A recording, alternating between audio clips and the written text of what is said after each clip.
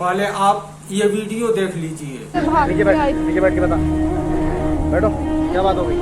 मैं एक लड़के से फेसबुक पे बात करती थी, तो मेरा उससे मतलब बात होते रहा 3-4 साल हो गए मेरे उससे बात करते हुए। तो उसने बुलाया शादी को लेके कि हम तुमसे शादी करेंगे।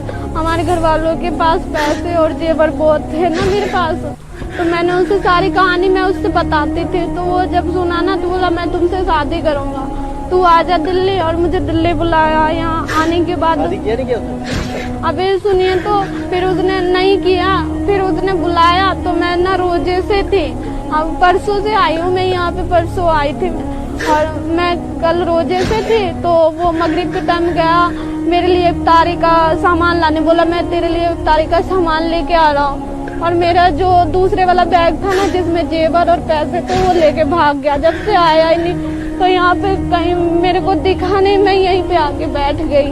मुझे कुछ समझ नहीं आ रहा मैं क्या करूँ। ऐसा करो आप मेरी शादी करवा दो किसी से। मैं किससे शादी करवा दूं? मैंने तो देखा तुझे बैठा हुआ इसलिए मैं आ गया।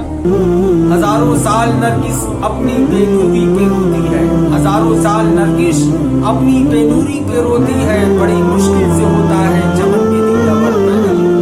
दोस्तों, आप लोगों ने ये वीडियो देखा, इस लड़की की बात सुनी, हमें समझ में नहीं आ रहा कि कहाँ से बात शुरू करें। ये मुसलमान लड़कियां, नौजवान लड़कियां किस रुख पे जा रही हैं और इन्हें क्या हो गया है।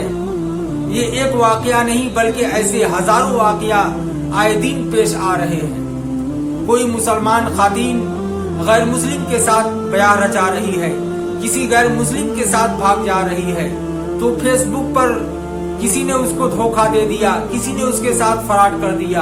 अब आप इस लड़की को देखिए क्या कह रही है कि मेरी शादी किसी से करा दो।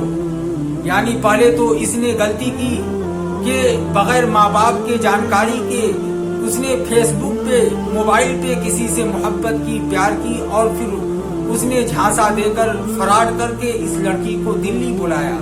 ये लड़की उसके ऊपर यकीन और एतबार करते हुए अपने घर से बहुत सारे जेवरात और बहुत सारे नकदी रुपए लेकर गई। फिर उसके बाद वो लड़का उन तमाम नकदी रुपए और जेवरात को लेकर राहे।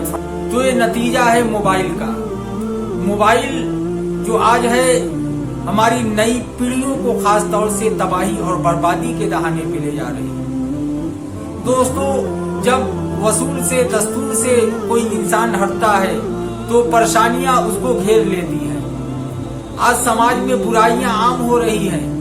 मुसलमान बहन बेटियां गैरों के साथ और गैर तरीके से अपनी शादियां रचा रही हैं और इनके साथ धोखे हो रहे हैं, बार बार धोखे हो रहे हैं। कोई इनको मोहब्बत का झांसा देकर, प्यार का झांसा देकर शादी कर लेता है।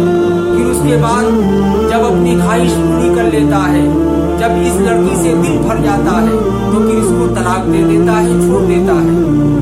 ये फेसबुक पर हो रहा है, इंस्टाग्राम पे हो रहा है। मोबाइल के प्यार और मोहब्बत इसी तरह से होते हैं। इसलिए हम बहन बेटियों को ये पैगाम देना चाहते हैं, अपने माँ बाप की मर्जी से शादी करो, अपने माँ बाप के चाहत से शादी करो, इसलिए कि माँ बाप तुम्हें पैदा करने वाले हैं।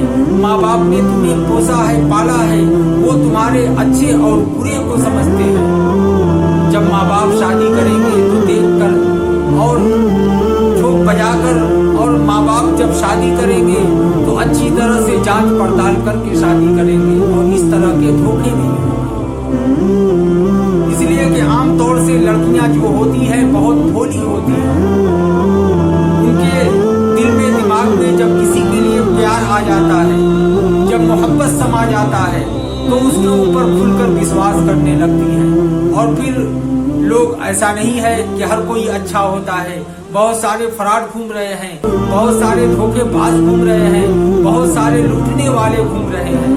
तुम्हें इस तरह से लूट कर चले जाएंगे और तुम रोती बिलखती रह जाओगी और तुम्हारे जज्बात का जनाजा निकाल देंगे। लिहाजा जज्बात में किया हुआ फैसला, जोशो खरोश में लिया हुआ फैसला हमेशा इंसान को रोने पर मजबूर कर देता है।